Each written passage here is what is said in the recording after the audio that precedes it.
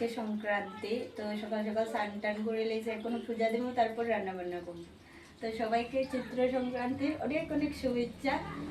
তো সারাদিন কি করি না করি সবটাই তোমাদের সাথে শেয়ার করবো, দেখতে থাকো, পাশে দেখো।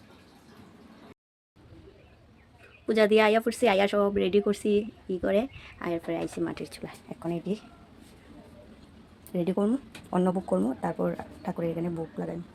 তো সবাই সাথে দেখো, দেখতে থাকো। তো সব কিছু তো দেখানি সম্ভব না, আমি একলা একলাই করতে লাগবো।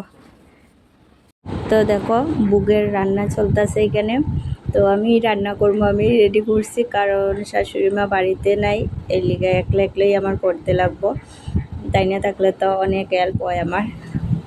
তো এইদিকে দেখতে পারতেছ আমি পনির বাছতেছি, আর একদিকে দেখো সবজি আর ডাল একসাথে করতেছি। তো শাশুড়ি মা এইভাবেই করেন। তো এইদিকে দেখো অন্য বুক রেডি, এদিকে পায়েস করা হয়েছে, সাবুর পায়েস। আর এদিকে দেখো 5 জাতের ভাজি, শাক, তারপরে আছে সবজি, সব সবজি আর ডাল একসাথেই করছি।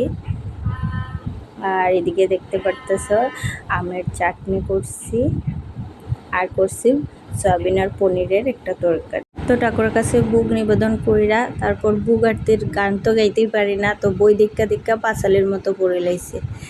তো মানে কি কইব, গান একদম পারি না। তো যাই হোক, ঠাকুরের তো কয় না ছেটকাইয়া গাইলেও মানে ঠাকুর হয়, বেটকাইয়া কইলেও ঠাকুর সন্তুষ্ট হয়। ঠাকুরের গান ওই তো দিয়া কথা। তো আমি তো পাঁচালির মতো পড়ে লেছি। তারপর ও মিশ্রিত করব, ওর মিশ্রিত করলে আমার খুব মানে ভাল লাগে আর কি গাইতে। তো আমরা চারিদিকে গোল হইয়া বইছি, কোন সময় মিশ্রিত হইবার কোন সময় খাইব এটা অপেক্ষা করতেছি।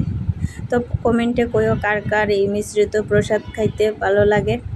আমি তো প্রায় সময়ই এইভাবে মানে বেশিরভাগই এইভাবে মিশ্রিত প্রসাদ কইরা খাই।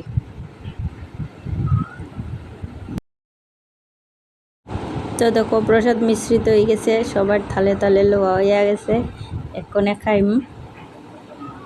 তো সবাই বই গেছে খাইতে, সবাই কার না মানে এক্ষণে আমরাই খাইতেছি যেটা সামনে আছে। তো খুবই টেস্ট হয়েছে প্রসাদ। তো আজকে এতটুকুই, টাটা।